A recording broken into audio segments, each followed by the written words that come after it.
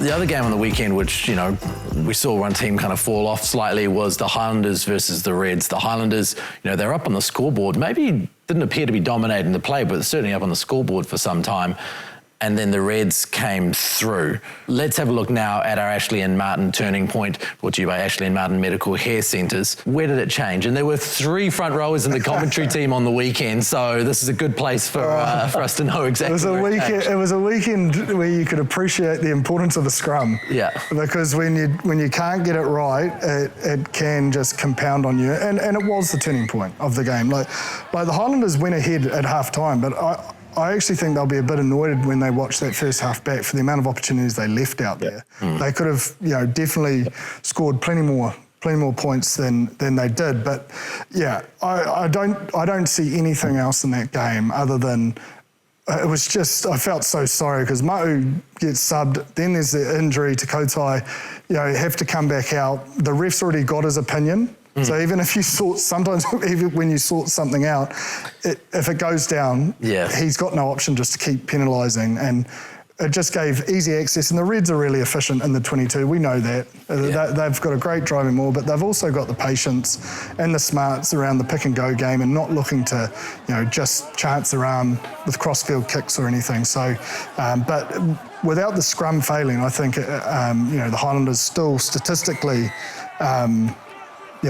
probably were higher than the Reds in most aspects, especially in attack. The one area they did drop off, which is very unlike them, when they go well, they're normally the team that kicks the most. And they only kicked 400 metres to the Reds 730, and that was a difference, but they were making a lot of breaks from deep.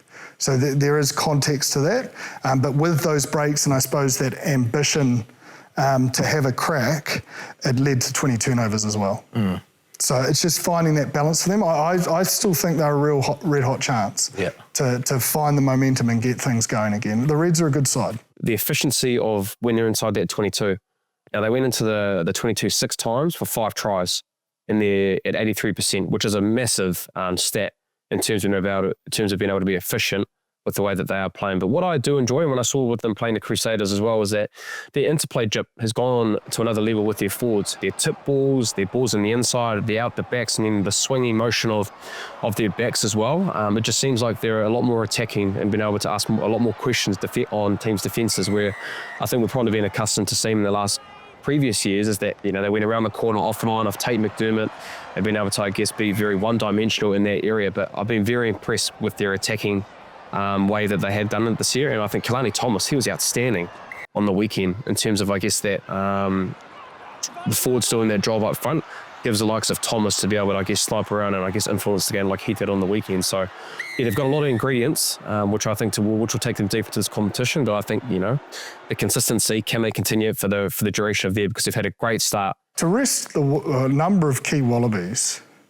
and rotate the squad, that's a big win for Les Kiss. Like that, to go to Dunedin and win against the Highlanders side that is full of confidence.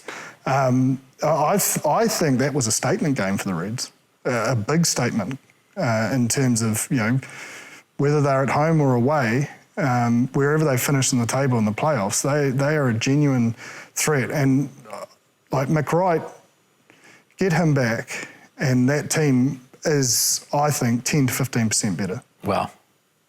They're already going all right. Yeah. Oh, but look, he is...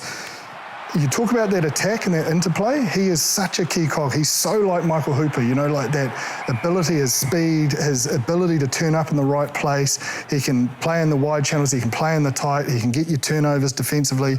He is a little bit of that glue and that flair and that spark that seems to, I suppose, be the finishing touches on a side that fought well for that win. It wasn't all perfect for them. They weren't very good at line-out time, but most sides aren't against Fabian in Holland.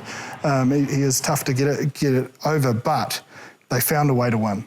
They've got lots of options too with their kicking. If it's not Liner, it's Daungunu, it's Paisami. They seem to be able to exit in multiple ways and take the pressure off the person who has pressure on them and allow someone else to take it, get down the right end of the field. And then like Bryn says, the striking, 56% of 22 entries across the competition, which is the best so far in the competition.